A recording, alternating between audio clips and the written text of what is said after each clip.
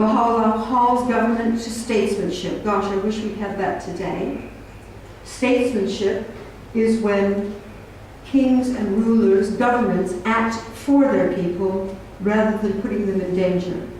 When they act to upraise humanity, not to make it downtrodden.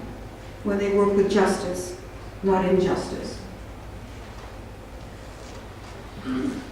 It's one of the functions of government to create peace, to provide progress for all people, and that when they do act with justice, this is what secures progress for the world. There are many countries that I've been recently traveling in that could take a lesson from that. Rulers have a personal responsibility to be just. It's not good enough for a ruler to say, our laws don't permit this. They have to actually act just. This is, I don't know if it's a question here in New Zealand, but it's a big question in the United Kingdom. Can a person who's not, lacks personal integrity actually be a good ruler? No, the whole law says. You have to have integrity and justice within yourself. There is some advice Baha'u'llah gives to rulers of how they can be good rulers. And he talks about an equal standard of human rights. We've just come from this conference in Melbourne, where they're struggling. People are struggling to see if there can be an international standard of human rights that all the different religious communities can sign up to. They find it really hard. They've been struggling for about 2 decades to discover it. Baha'u'llah says, actually, it exists already. And it's God-given, so the religion should be able to sign up for it.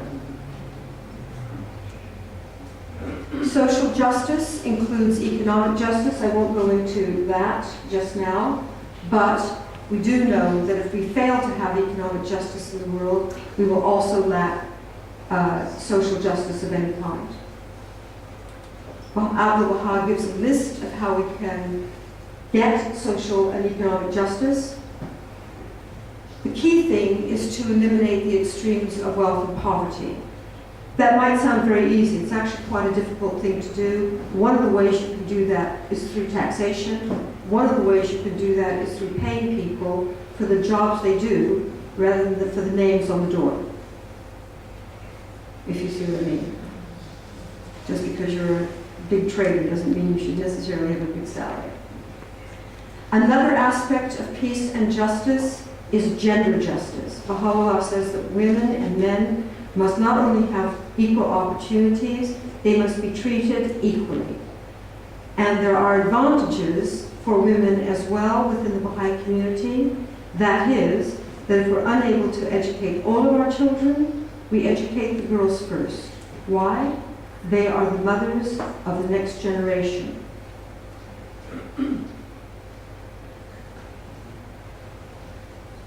Baha'is also believe that we need justice in our environment. And right now, as you know, they're meeting at the Climate Change Conference in Copenhagen, and you might be interested to know that the Baha'is have made a statement to that conference, which you can find on the website of the International Environment Forum. I don't think it's on the Baha'i sites yet, but it's on the International Environment Forum site. And interestingly, for those of you who are doing Book 1, it links the Training Institute process to what the Baha'i commitment is for climate change.